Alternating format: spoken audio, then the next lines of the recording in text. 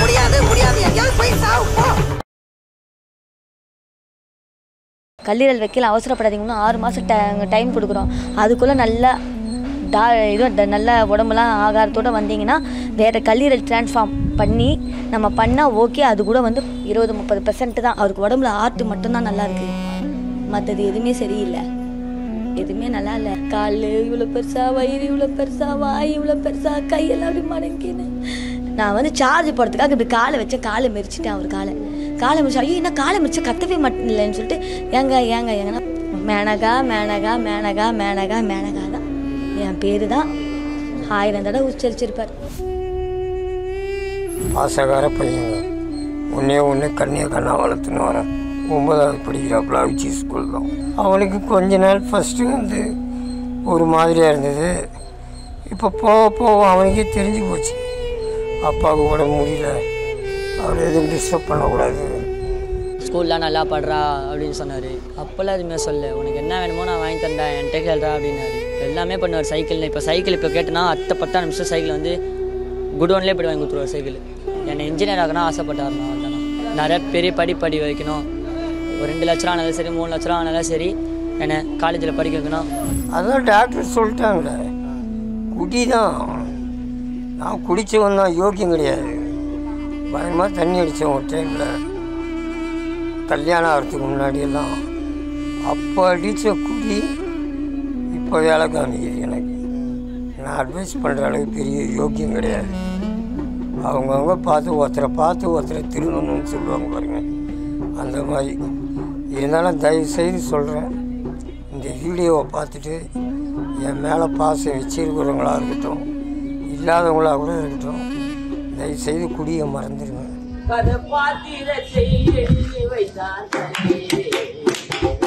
கொஞ்சம் நல்லா இருக்கும், கொஞ்சம் நல்லா இல்லை.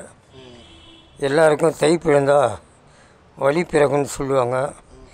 எனக்கு தை பிறக்கிறதுக்கு ஒரு 10 நாளைக்கு முன்னாடியே ஹாஸ்பிட்டல் என்னை கூப்பிட்டுருச்சு. அதுலேருந்து இந்த 6 மாதமாக ஹாஸ்பிட்டலும் வீடுமா தான் இருக்கேன். கொஞ்சம் இந்த லிவர் ப்ராப்ளம் சொல்லி ஹாஸ்பிட்டலேருந்து இப்போ கூட ஒரு 10 நாள் தான் ஆகுது. நடக்க முடியல, சரியாக ஏந்துக்க முடியல, உட்காந்தா படிக்க முடியாது, படுத்தா உட்கார முடியாது. சினிமாவில் வர காமெடி ஆகி போச்சு என் வாழ்க்கை. எப்படி நான் ஸ்டார்டிங் என்ன நடந்துச்சு, என்ன ஆச்சு உங்களுக்கு முதல்ல? ஃபஸ்ட்டு எனக்கே தெரியாதுங்க. நல்லா நார்மலாக தான் எப்பயும் போகிற மாதிரி 4 மணிக்கெல்லாம் நான் வாக்கிங் போகிற ஆள். ஒரு நாள் திடீர்னு ஏந்துக்க முடியல. வயிறு பொக்குன்னு பார்த்தா நல்லா வீங்கி இருந்தது, கால் வீங்கி போனது. எனக்கு தெரியல, வயிறு வீக்க மட்டும் தெரிஞ்சது. நடக்க முடியல. அதுக்கப்புறம் தான் ஹாஸ்பிட்டலுக்கு போயிட்டு பார்த்த உடனே என்னை அட்மிட் பண்ணிட்டாங்க ஓமாந்தூர் ஹாஸ்பிட்டலில் சென்ட்ரலில். அதுக்கப்புறம் அவங்க இன்ஜெக்ஷன் போட்டு டேப்லெட் கொடுத்து இந்த வயிற்றில் இருக்கிற நீரெல்லாம் எடுத்தாங்க. நல்லா ஆயிடுச்சு. மறுபடியும் ஒரு 15 நாள் கழிச்சு அதே மாதிரி ஆச்சு. போனேன். அந்த மாதிரி இன்னமும் ஒரு 4-5 தடவை அதே ஹாஸ்பிட்டலில் அட்மிட் ஆகிட்டு இருந்தேன். அவங்க என்ன சொல்கிறாங்கன்னா, நான் கொடுக்குற டேப்லெட்டு, அந்த டேப்லெட்டை நீங்கள் கரெக்டாக யூஸ் பண்ணுங்க. அந்த டேப்லெட்டை கரெக்டாக யூஸ் பண்ணாலே உங்களுக்கு கரெக்டாகிடணும். இது வரைக்கும் நான் எல்லாம் கிரிக்கெட் விளையாடும் போது செஞ்சுரி வச்சா கை தட்டுவாங்க. நான் 1000 மாத்திரைக்கிட்ட போட்டேன். இது வரைக்கும் ஒன்றும் சரியாகிற மாதிரியே தெரியல. மாத்திரை தான் போட்டுன்னு இருக்கேன். மாத்திரையும் காலியாக போகுது. இன்னும் 2 நாளில் போய்ட்டு வாங்கணும். நல்லா தான் நான் இருந்தாங்க. ஒரு 4 மாதமாக தான் வயிறு வலிக்குதுன்னாரு. இட்டுன்னு போனோம் ஹாஸ்பிட்டலுக்கு. ஓமந்தூர் தான் ஃபஸ்ட்டு இட்டுன்னு போனது. இட்டுன்னு போய் ஓமந்தூரில் என்னன்னா கல்லீரல் டேமேஜ் ஆகிடுச்சு, நீங்கள் உடனே போக முடியாதுன்னு இவர் வந்துட்டார். ஏதோ போய் சொல்லிட்டு வந்துட்டோம். என்னாடி அட்மிட்ன்றாங்க, பயமாக இருக்குது, எதனா பண்ணியிருக்கேன், போய் பார்க்கலாம் வாங்க அப்படின்னு பண்ணால் அங்கே போய் அட்மிட் ஆகணும் தான் தெரியுது. மஞ்சக்காமலை வேறு இருக்குது உடம்புல அப்படின்ட்டு. மஞ்சக்காமலை கலந்துடுச்சுமா, ஆனால் ரத்தத்தில் கலக்கலை அப்படின்னாங்க. இல்லை டாக்டர், அவங்க பல்லு வளர்க்கும் போது பிளட்டாக தான் எடுக்கிறாங்க அப்படின்னோட அவங்க இன்டர்ஸ்கோப் மூலயமா அது வாய் வழியாக எடுக்கணும்னு அங்கே 10 நாள் அட்மிட் ஆகிருந்தோம் ஓமந்தூரில். அந்த இது ஜிஹெச்சில் தான் இருக்குது அதனுடைய ஸ்கீமு. நீங்கள் ஜிஹெச்சுக்கு போங்கன்ட்டு 2வது டவர் 200 போனோம். செகண்ட் ஃப்ளோருக்கு போயிட்டு ஓபி சீட்லாம் போட்டு அங்கே டாக்டர்லாம் பார்த்து 10 நாள் அட்மிட் ஆகி பார்த்தோம், நல்லாச்சு. இது என்னன்னா கல்லீரல் போனதுனால மாதத்துக்கு ஒரு வாட்டி இந்த மாதிரி வருமா. நீ என்ன தான் குடிக்கலினாலும் இது வந்து தான் ஆகுமா. அது வேறு கல்லீரல் வச்சாதான் வந்து, அதுவும் கல்லீரல் வைக்கிறவங்களுக்கு பாடி வந்து நல்ல இதுவாக இருந்தால் அவங்க வைக்கிறதும் உங்களுதும் கரெக்டாக இருந்தால் தான் அது பொருந்துமா. இல்லைன்னா செட் ஆகுது. அதுவும் நான் உங்களுக்கு வந்து உறுதியாக சொல்லிடுறேன். நீ கல்லீரல் வச்சாதான் பழைப்பேன்னு எங்கள் வீட்டுக்காருக்கு நீ சொன்னியே, ஏன் பழைக்கலன்னு எங்கள் கிட்ட வந்து கேட்கக்கூடாது. அது கூட இப்போ டைம் இல்லைம்மா, 6 மாதம் ஆகும். இப்போ 25 நாள் அட்மிட் ஆகிருந்தோம். கல்லீரல் வைக்கல அவசரப்படாதீங்கன்னா 6 மாதம் டைம் கொடுக்குறோம். அதுக்குள்ளே நல்லா நல்ல உடம்புலாம் ஆகாரத்தோடு வந்தீங்கன்னா வேறு கல்லீரல் ட்ரான்ஸ்ஃபார்ம் பண்ணி நம்ம பண்ணால் ஓகே. அது கூட வந்து 20-30% தான். இந்த நிலைமைக்கு என்ன காரணமாக இருக்கும்னு நினைக்கிங்க? அதான் டாக்டர் சொல்லிட்டாங்களே, குடி தான். நான் குடித்தவன் தான், யோக்கியம் கிடையாது. பயமாக தண்ணி அடித்தேன் ஒரு டைமில், கல்யாணம் ஆகிறதுக்கு முன்னாடியெல்லாம். அப்போ அடித்த குடி இப்போ வேலை காமிக்குது எனக்கு. இப்போன்னா லேட்டஸ்ட்டான வந்து பிஜிலி ரமேஷன் தெரிய ஆரம்பிச்சிச்சுக்குன்னு பப்ளிக்காக நான் ஒயின் ஷாப்பு போகிறதோ வர்றதோ அதை விட்டேன் நான். நியூ இயருக்கு முன்னாடி ஒரு வருஷத்துக்கிட்ட போய் தண்ணி அடிக்கிறத விட்டு. அப்போ பண்ண தப்பு தான் இப்போ வேலை காமிக்குது. என்ன சொல்ல வரீங்க இப்போ அவங்க யங்ஸ்டர்ஸ்க்கெலாம் குடியை நிப்பாட்டணும் அப்படிங்கிற மாதிரி ஏதாவது அந்த மாதிரி? இந்த காலத்தில் பெத்த தாய் தகப்ப கட்டின பொண்டாட்டி யார் சொன்னாலும் கேட்க மாட்டாங்க, பட்டாதான் தெரியும்னு சொல்லுவாங்க. அதனால் வந்து நான் அட்வைஸ் பண்ணுற அளவுக்கு பெரிய யோக்கியம் கிடையாது. அவங்கவுங்க பார்த்து ஒருத்தரை திருந்தணும்னு சொல்லுவாங்க பாருங்கள், அந்த மாதிரி. இருந்தாலும் தயவுசெய்து சொல்கிறேன், இந்த வீடியோவை பார்த்துட்டு என் மேலே பாசம் வச்சிருக்கிறவங்களாக இருக்கட்டும், இல்லாதவங்களாக கூட இருக்கட்டும், தயவுசெய்து குடியை மறந்துடுங்க. இல்லைன்னு வச்சுங்க, என்ன மாதிரி தாங்க நீங்களும் ஹாஸ்பிட்டலும் கைமா சுற்றி நிறுவணும். நல்லா இருக்கும்போது 4 ஃப்ரெண்ட்ஸ் இல்லை 40 ஃப்ரெண்ட்ஸு கூட வீட்டை தேடி வருவோம். நான் படிக்கையாக இருக்கேன், இது வரைக்கும் எந்த ஃப்ரெண்டும் வந்து என்னை பார்க்கல. யூடியூப் சேனல்காரங்க தான் அடிக்கடி வந்து வீடியோ எடுத்துகிட்டு போகிறாங்க, வீடியோ எடுத்துகிட்டு போய் அதை போட்டு காப்பிக்கிறாங்க. ஃப்ரெண்ட்ஸு கூட ஒருத்தவங்க கூட சொல்லிக்கிற மாதிரி வந்து பார்க்கல. என் அண்ணன் தம்பிங்க, என் ஃபேமிலி, என் ஒய்ஃபோட ஃபேமிலி, அவங்க தாங்க என்னை வந்து பார்த்துன்னு. இந்த நிலைமைக்கு காரணம் என்னவா இருக்கும்? நீங்கள் கல்யாணம் முடிச்சது கூட இருக்கீங்க, அந்த குடி தான். எவ்வளோ குடிக்கலாம் சொல்லுவான், வானா புள்ள ஜெயில இருக்கா. அப்போ தெரியலைங்கண்ணா, அவர் இப்போ அந்த கஷ்டத்தை அவங்க அனுபவிக்கும் போது தான் அவர். இப்போ இவர் படுத்த படிக்கையாக இருக்கும்போது தான் நீ அப்போ சொன்னீங்க. எல்லாரும் சொன்னாங்க, நடிகர்கள்லாம் சொன்னாங்க, அவங்க சொன்னாங்க, இவங்க சொன்னாங்க, இந்த விக்னி சிவன் நான் சொன்னேன், எல்லாருமே சொன்னார், நம்ம கேட்கல. லாஸ்ட்டாக குடித்தாங்களா? அந்த முன்னாடி 4 மாதமாக இவர் வீட்லேயே தானே இருக்கார். சும்மா போய்கிட்டு வந்துக்கிட்டு சும்மா வருவார், அவ்வளோதான், வீட்லேயே தான். அதை பார்க்குறீங்களே. இப்போ அந்த கஷ்டத்தை உணர்றாரு. இன்னும் டாய்லெட் பாத்ரூம்லாம் நம்ம எடுக்கிறோம், அதை இன்னும் பார்த்துட்டு என் நிலமை வந்து இவ்வளோ. நான் யாருக்கு என்ன கெடுதல் பண்ணேன்? எங்கள் அப்பாவும் அந்த மாதிரி பண்ணல, நானும் இந்த மாதிரி. உங்கள் வீட்டு சைடு அந்த மாதிரி யாரும் பண்ணது கிடையாது. நான் என்ன பாவம் பண்ணேன்? இந்த மாதிரிலாம் வந்து டாய்லெட் பாத்ரூம்லாம் நம்ம பாத்ரூம்க்கே ஒரு ஆள் பிடிச்சி விட்டா தான் உட்காந்தா தான் போகல. கழுவுறது எப்படி கஷ்டப்பட்டு எப்படி கழுவிக்கிறாருன்னு தெரியல. நம்ம வரனா கூட கூச்சப்படுறாரு. வீடெல்லாம் வந்து பார்த்தா ரொம்ப சின்ன வீடு, ஒரு சேர் கூட உடஞ்ச சேராக இருக்குது. படத்தில் நடிச்சிருந்தீங்க, குக் வித் கோமாளியில் நடிச்சிருந்தீங்க. அதில் நான் படத்தில் நடித்து வந்தாங்க, லட்சமாக நான் சம்பாதிக்கலைங்க. வெறும் 3000 5000 இந்த மாதிரி தான். அது ஒரு நாள் 2 நாள் தான் எனக்கு கால் ஷீட்டு. அதிக நாள்னால கூட கிடையாது. அதிக நாள்னா என்ன? ஜாம்பி, நட்பை துணை, இந்த 2 படம் தான் அதிக நாள். இதை பார்க்குற அக்கா, நம்ம அக்கா பொன்மகள் வந்தால் ஜோதிகா அக்கா இருக்காங்க, சார் சூர்யா சார் இருக்காங்க, இப்போ பாதியண்ணா இருக்காங்க, தலைவர் சூப்பர் ஸ்டார் இருக்கார். இவங்கக்கிட்டலாம் நம்ம கேட்கக்கூடாது. இருந்தாலும் வீட்டுக்காருக்கு ஒரு நல்லபடியாக ஒரு முறைப்படி ஒரு டாக்டர்கிட்ட கூட்டிகிட்டு போய் ஏதாவது பண்ணுறதுக்கு நம்ம அண்ணன் லாரன்ஸ் மாஸ்டர்னு, கேபி பாலா, இவங்கெல்லாம் வந்து ஹெல்ப் பண்ணுங்கள், வீட்டுக்கு வந்து பாருங்கள். இந்த உதவியை வந்து நாங்கள் என்னென்னைக்கும் மறக்க மாட்டேன். கண்டிப்பாக இதை நீங்கள் செய்வீங்கன்னு நான் நம்புறதுனால இந்த வீடியோவை நான் விடுறேன். நாங்கள் எதனா தப்பாக பேசியிருந்தாலோ, தப்பாக ஏதாவது மனசை புண்படுத்தியிருந்தாலோ மன்னிச்சுக்கோங்க. பையன் ஃபீல் பண்ணுறான். முன்னெல்லாம் விளையாட்டு பிறக்காக இருப்பான், இப்போ வந்து ரொம்ப வந்து ஃபீல் பண்ணுறது வந்து என்னை விட அவன் தான். பையன்தான் வந்து உம்முன்னு போகிறது, நம்ம வரது, நம்ம ஜாலியாக பேசுகிறான் கொள்கிறான் என்கிட்ட. அவன் வந்து அவங்க அப்பாவை பார்த்து ஒரு நாளும் வந்து ஃபீலிங் தான். அப்பா தூக்கி காலைல வைக்கணும், அவனை வச்சிருவான். அது சொல்லும்போது ஃபீலிங்காக தான் செய்வான். காலைல எழுந்திரிக்கும் போது அவன் ஒரு அலறி எழுந்துப்பான். நைட்டில் கூப்பிடுவாங்களா 1:30 மணிக்கு 2 மணிக்கெலாம் பிடிக்கணும் தூக்கணும்னு சொல்லுவாங்களா, இன்னுமா அப்பா என்னப்பா. அந்த ஒரு பாசம் வந்து அவனுக்கு இப்போ தான் வந்து முன்னெல்லாம் அவனுக்கு அவன் அந்த மாதிரி பண்ணல. இப்போ வந்து அவர் படுத்த படிக்க ஹாஸ்பிட்டலில் இருக்கும்போது இப்போ பண்ணும்போது அப்பான்னு சொல்லும்போது அந்த ஒரு இதுவை வந்து அவன் உணர்றான். அவர் இப்பயும் அந்த 25 படம் பண்ணி காரில் போய் எல்லா நடிகர் ஜாம்பவான்களெல்லாம் பார்த்து இப்பயும் அவர் நிம்மதி இல்லாத வாழ்க்கையா இப்படி இந்த மாதிரி ஒரு சுச்சுவேஷனில் இருக்கிறாரே அப்படின்னு ஒரு நம்மளுடைய தாட் வந்து இவர் நடிகர் 26 படம் பண்ணிவிட்டு இன்னமும் அப்போ தான் கஷ்டப்பட்டார், இன்னமும் நிம்மதி இல்லாத பொழப்பாக இருக்கே அவர் பொழப்பு. என்றைக்கு தான் கடவுளே முத்து படத்தில் சொல்கிற மாதிரி என்றைக்கு தான் நிம்மதி நம்மளுக்கு கிடைக்கும்னு சொல்லுவாங்களே, அந்த மாதிரி கதையாக இருக்குது. அதனால் எப்படியாவது சரியாகணும்ட்டு கடவுளை கண்டிப்பாக நம்ம பாபா தான் இன்றைக்கும் வந்து வழி நடத்தி போகிறாருன்னு நான் நினைக்கிறேன். நிறைய பிரபல நடிகர் கூடலாம் நீங்கள் ஒர்க் பண்ணியிருக்கீங்க, சந்தானத்துலேருந்து யோகி பாபா. ஆமாம் ஆமாம். அதில் யாராவது ஒருத்தங்க பேசுகிறாங்க? ஒருத்தரும் கிடையாதுங்க. ஒருத்தரையும் நானும் உதவின்னு போய் கேட்கல. அவங்களுக்கு விஷயம் தெரியுமா தெரியாதான்னு தெரியல. ஆனால் ஒரு நாளைக்கு எவ்வளோ வீடியோ கொடுத்துருக்கேன் நான். பார்க்காமலாம் இருந்துக்க மாட்டாங்க, எல்லாருமே பார்த்துருப்பாங்க. பாதி பேர் பார்க்கலனால பாதி பேராக பார்த்துருப்பாங்க. முதல்ல நீங்கள் அந்த ரஜினி ஸ்டைல் பண்ணி தான் இது அந்த சித்துலாம் வந்து உங்களை ஏதாவது பார்த்தாங்களா, பேசுனாங்களா? வரவங்க எல்லாருமே சித்தை பற்றி தான் கேட்குறாங்க. கிடையாதுங்க, வந்து பார்க்கவும் இல்லை பேசவும் இல்லை.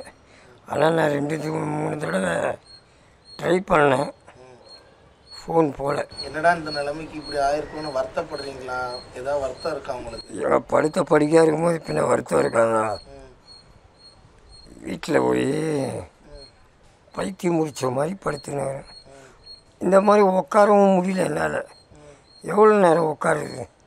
உட்காந்தா முதுகு வலிக்குது, நடந்தால் இந்த இடம் ஏந்துக்க முடிய மாட்டேங்குது, நடந்து நேருன்னு தோணுது. எங்கே இந்த இதில் தான் நடக்க தோன்று. ரோட்டுக்கும் போகிறது கிடையாது முன்ன மாதிரி. நான் காலைல 4 மணிக்கு வாக்கிங் போகிறவன். அந்த தூக்கம் மட்டும் கரெக்டாக நான் தூங்கியே பல நாள் ஆகுது. தூக்கம் தெரிஞ்சு போகுது. நைட்டில் கண்டதை யோசிச்சின்னு கண்ட கனவுகள் கற்பனைகள் இப்படி தான் என் வாழ்க்கையை தள்ளின்னு போயின்னு இருக்குது. மனுஷனாக பிறந்தது முதல் தப்பு. 2வது நான் கல்யாணம் பண்ணது தப்பு.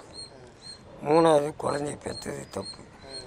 இது 3ஐயும் செஞ்சுட்டு நான் திடீர்னு இப்போ கண்ணை மூடிட்டா அவங்க என்ன பண்ணுவாங்க? அதை தான் யோசிக்கிறேன். கல்யாணம் ஆகாமல் இருந்து எதுவுமே இல்லாமல் நான் போயிட்டு இருந்தேன்னா எந்த தொல்லையும் கிடையாது, யாரும் எதுவும் சொல்ல முடியாது. இப்போ நான் கண்ணை மூடிட்டா இந்த அறியாத வயசுலேயே விட்டு போயிட்டான் பார் அப்படின்னு சொல்லுவாங்க. விட்டு போகிறதுக்கு எனக்கு ஆசையா?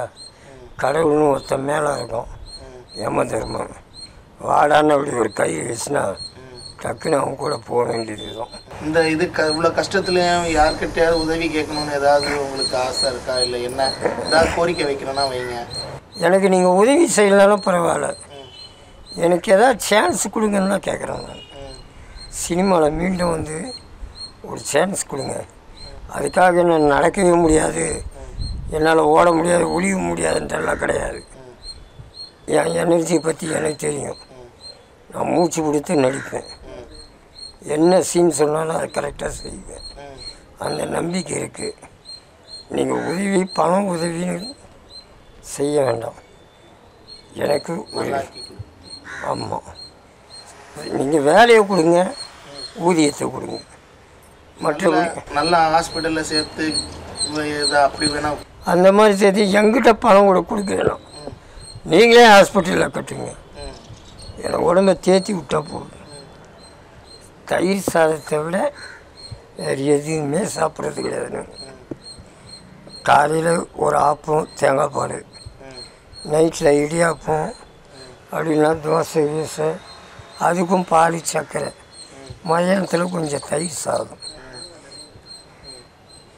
மற்றபடி ஒன்றும் சாப்பிடணும். கால் கையெல்லாம் இந்த அளவுக்கு வீக்கமாக இருக்குது, எப்படி அது என்ன நடந்துச்சு? கால் அதுதாங்க வயிறு வீக்கமாகும், வேறு வீக்கமாகும், அந்த கால் வீக்கம்.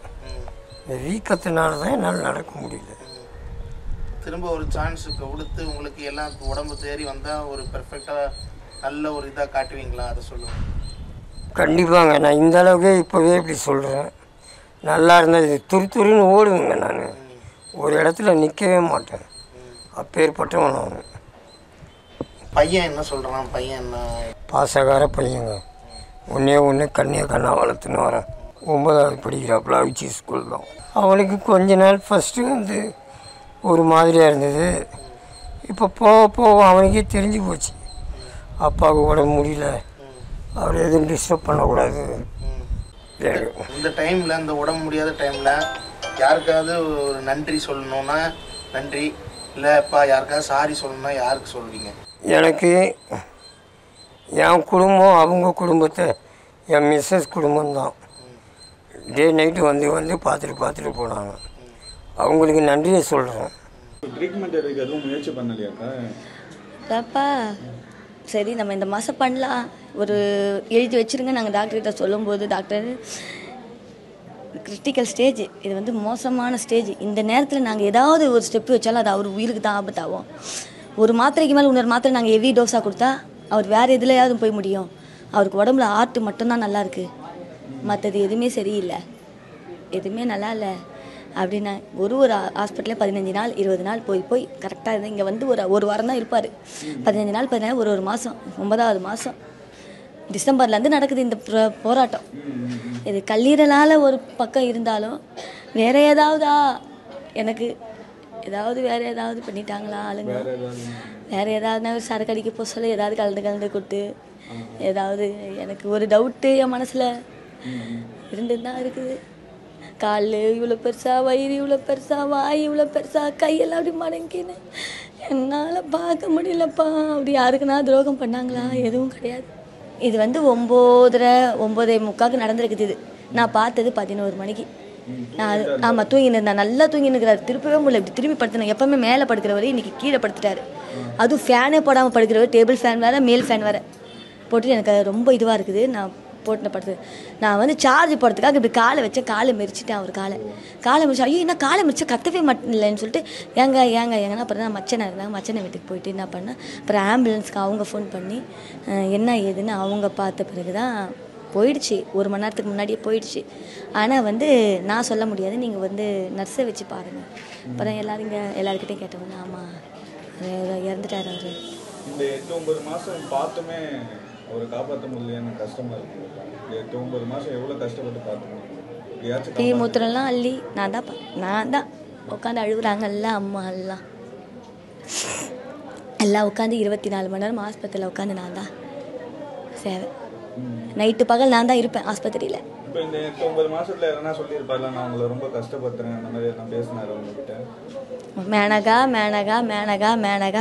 தான் என் பேர் தான் 1000 தடவை உச்சரிச்சிருப்பார். அந்த நிலைமை. இப்போ இந்த மாதிரி பசங்க கடைசியாக உங்ககிட்ட ஃபீல் பண்ணி சொன்னேன்னா இப்படி ஆயிடுச்சு பையனை பற்றி அதை சொன்னேன். பையனை தான் முழுக்க பையனை இப்படி விட்டுட்டு போகிறோமே, பையனை அனாதையை விட்டுட்டு போகிறோமே, பையனுக்கு ₹1 சேர்த்து வைக்கலையேன்னு இப்போ தான் ஒரு 2-3 நாளாக தான் நினச்சேன். கூட நடிச்ச நடிகர்கள் யாரும் ஹெல்ப் பண்ணலான்னு எங்கன்னா உங்ககிட்ட பேசினாங்க?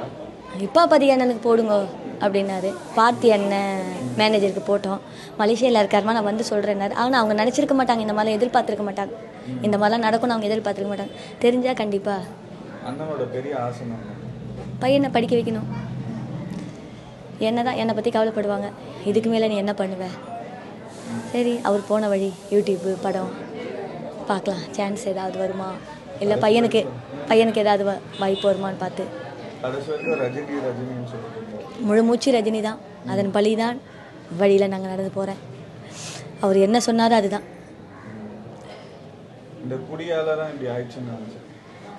இப்போ வேதனைப்படுற அந்த குடியால் வேதனைன்றது இப்போ தான் பட்டார். இந்த ஒரு 8 மாதமாக குடிக்காமல் இருந்து பட்டது தான் இப்போ பட்டது தான்.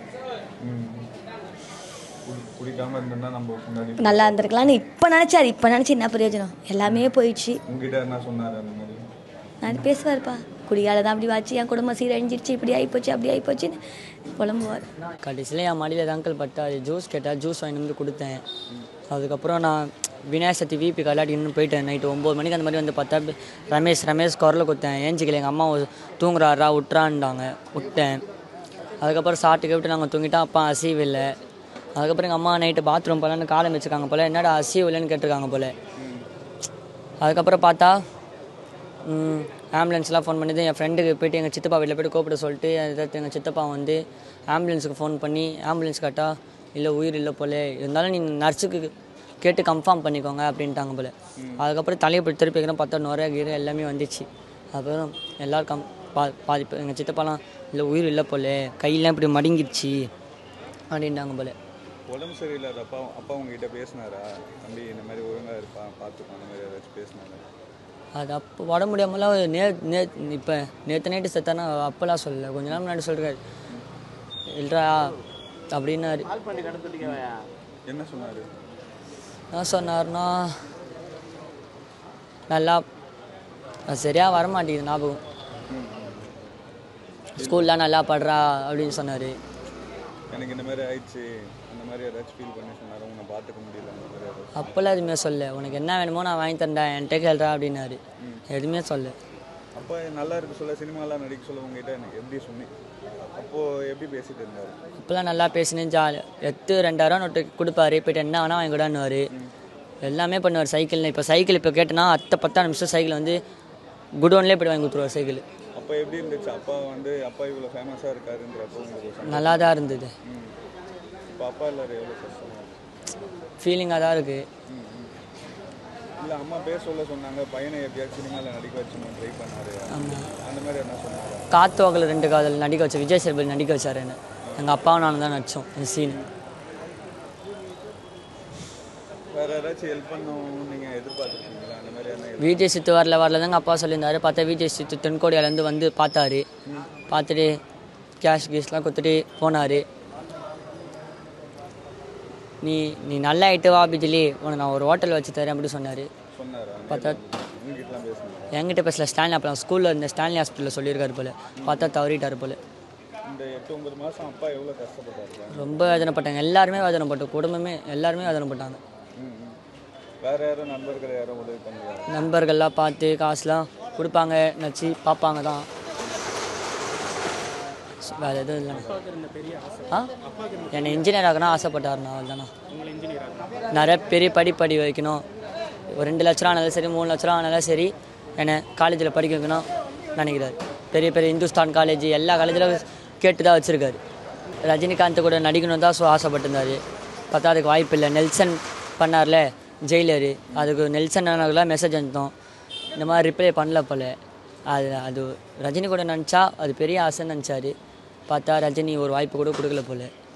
கொடுத்துருந்தாருன்னா எங்கள் அப்பா அவள் தான் என் உயிர் ரஜினிக்கு தான் சொன்னார். ரஜினிக்கோசரம் என் உயிரை கூட கொடுப்பேன் அப்படின்னாரு. பார்த்தா ஆனால் ரஜினிக்கு இந்த யூஸ் போச்சா இல்லையான்னு தெரில. உடம்புல வந்து கிட்னி கல் ப்ராப்ளம். அது ஹாஸ்பிட்டலில் ஜிஹெச்சி இந்த ஹாஸ்பிட்டல்லாம் பார்த்துட்டு தான் இருந்தாங்க. நைட்டு ஒரு 11 மணி இருக்கும், 12 மணிக்கு ஃபோன் வந்தது. வந்து பார்த்தா அப்படியே உடம்பெல்லாம் ஒரு மாதிரி ஆயிடுச்சு. எழுப்பி பார்த்தா ஒன்றுமே மூச்சு பேச்சே இல்லை. சரி, எனக்கு ஒரு டவுட்டு, அவர் இறந்துட்டாரா உயிர் இருக்கான்னு தெரியல. உடனே ஆம்புலன்ஸுக்கு ஃபோன் பண்ணேன். ஆம்புலன்ஸ் வந்தது. அவங்க வந்து பார்த்துட்டு இல்லை அவர் ஒன்று முன்னாடியே இறந்துட்டார் அப்படின்னாங்க. அதுக்கப்புறமா தான் கன்ஃபார்ம் பண்ணிங்கன்னா அப்புறம் எங்கள் அண்ணனுக்கு முடிச்சூரில் இருக்கிறாங்க எல்லாருக்கும் ஃபோன் பண்ணி இன்ஃபார்மேஷன் கொடுத்தோம். இந்த 8 மாதமாக அண்ணன் உடம்பு சரியில்லாம ரொம்ப கஷ்டப்பட்டார். ஆமாம், கண்டிப்பாக. என்ன சொன்னாரா? எவ்வளோ கஷ்டப்பட்டார்? வயிறு வலி, கால் வலி. அப்போ கூட கொஞ்சம் பேசுவான். என்ன இது, நான் அடிக்கடி ஊர் வேலைக்கு போயிடுவேன். கேட்பான், வந்து பாடுறான்னுவான். வந்து பார்ப்போம், பேசுவான். நல்லா தான் பேசின்னு தான். முந்தா நேரத்து கூட பேசலாம். என்ன சொன்னார்? என் ஒய்ஃபுக்கு அடிபட்டு இருந்தது, கை எப்படி இருக்குன்னு விசாரிச்சாப்புல. அதுதான் நான் லாஸ்ட்டாக பேசின வார்த்தை. ஞாயிற்றுக்கிழமை, அதுக்கப்புறம் பேசலை. ஆமாம். ஆனால் ரஜினியோட தீவிர ரசிகர். அவரு மட்டும் இல்லை, எங்கள் வீட்டில் எல்லாருமே ரஜினியோட ரசிகர் தான். எப்போதுலேருந்து ரஜினி ரசிகர்? நாங்கள் சின்ன வயசுலேருந்து ஃபேமிலியாக ரஜினி ரசிகர் தான். அவருக்கு ஒரே ஒரு ஆசை, ரஜினி கூட ஒரு சீனாச்சும் நடிக்கணும் படத்தில். சும்மா ஒரு சீன், ஒரு வாய்ப்பு. அதுதான் அவரோட கடைசி ஆசை. அவங்க ஹாஸ்பிட்டலில் இருக்கும்போதெல்லாம் நான் தான் அவனை எங்கள் வீட்டில் தான் பார்த்துக்கணும். என்ன சொன்னார் உங்ககிட்ட? என்ன ஃபீல் பண்ணி சொன்னாரா? அதான் லாஸ்ட்டாக தான் ஞாயிற்றுக்கிழமை பேசுனது தான் கடைசி. அதுக்கப்புறம் அதான் என் ஒய்ஃபு கை நாச்சின்னு கேட்டாப்புல, கை உடஞ்சிச்சின்னு சொன்னேன். அதோட லாஸ்ட். எனக்கு உடம்பு முடியல அந்த மாதிரி யாரும் உங்ககிட்ட சொன்னாங்க? ஹாஸ்பிட்டலில் போய் பார்த்தோம் ஒரு 15 நாளைக்கு முன்னாடி. அப்போயே அவனுக்கு வயிறெல்லாம் ரொம்ப வீக்கமாக தான் இருந்தது. அதுதான் லாஸ்ட்டு. நீங்கள் எதுவும் காப்பாற்ற ட்ரை பண்ணலையா? நான் ஆப்ரேஷன் இல்லையே, ஹாஸ்பிட்டலில் நல்ல ட்ரீட்மெண்ட். அதான் ஹாஸ்பிட்டலெல்லாம் குறையெல்லாம் சொல்லக்கூடாது, நல்ல ட்ரீட்மெண்ட் எடுத்தாங்க. அதான் கடைசியில் எல்லாம் உள்ளே போயிடுச்சு, ஒன்றும் பண்ண முடியாது. கடைசியாக எங்கள் அம்மாவை கேட்டாப்புலையாம், அம்மா உங்களை பார்க்கணுன்னாப்புல. இன்னைக்கு தான் எங்கள் அம்மா வராங்க முடிச்சூர்லேருந்து. உங்கள் அம்மா ஊர்லேருந்து வர? முடிச்சூர். ஓகே. அங்கேருந்து வரத்துக்குள்ளே நைட்டு இந்த மாதிரி ஆகி போச்சு. அம்மா பார்க்கணும்னு சொன்னாரு. மறக்க முடியாது முடியாது முடியாது எங்கேயாவது போய் சாவு போ.